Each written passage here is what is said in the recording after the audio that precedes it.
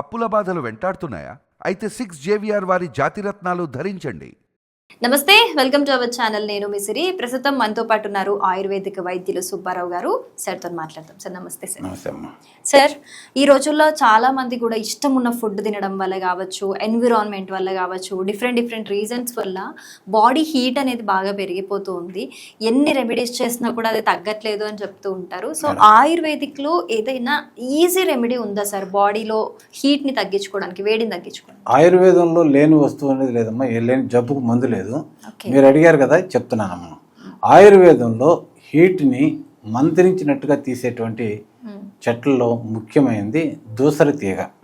దూసరి తీగ ఇలా ఉంటుంది సార్. దూసరి తీగ, దీని ఆకులు ఇలా ఉంటాయి.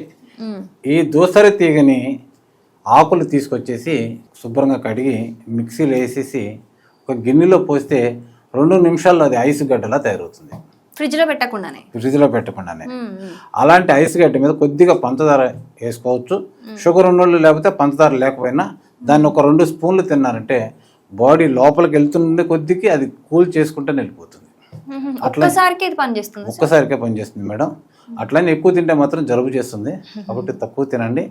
ఇది వేడిని తగ్గిస్తూ మూత్రపిండాల వాళ్ళు ఉన్నటువంటి ప్రాబ్లమ్స్ని తీసేసి పైల్స్ వాళ్ళకైతే ఇది అమృతం.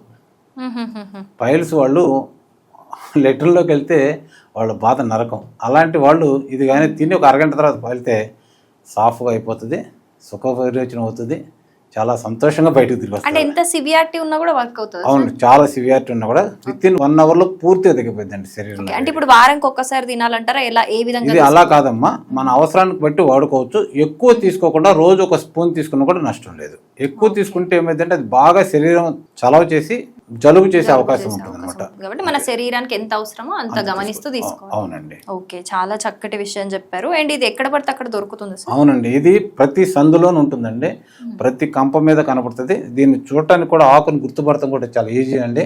ఇది ఒక రకమైనటువంటి వంకరగా ఉంటుంది. ఇది ఒక రకమైన వంకరగా ఇలా ఉంటుందండి. ఇది మనం ఒక్కసారి చూస్తే గుర్తుపట్టేస్తారు ఇది. సో చాలా మంచి ఇన్ఫర్మేషన్ చెప్పారు అండ్ చాలా ఈజీ కూడా. అవును మేడం. సో ఇది ఎక్కడ పడితే అక్కడ దొరుకుతుంది అంటున్నారు కాబట్టి ఇంకా చాలా ఈజీగా ఫైండ్ అవుట్ చేసుకోవచ్చు. అవును మేడం. మంచి ఇన్ఫర్మేషన్ ఇచ్చారు. Thank you so much. Thank you madam.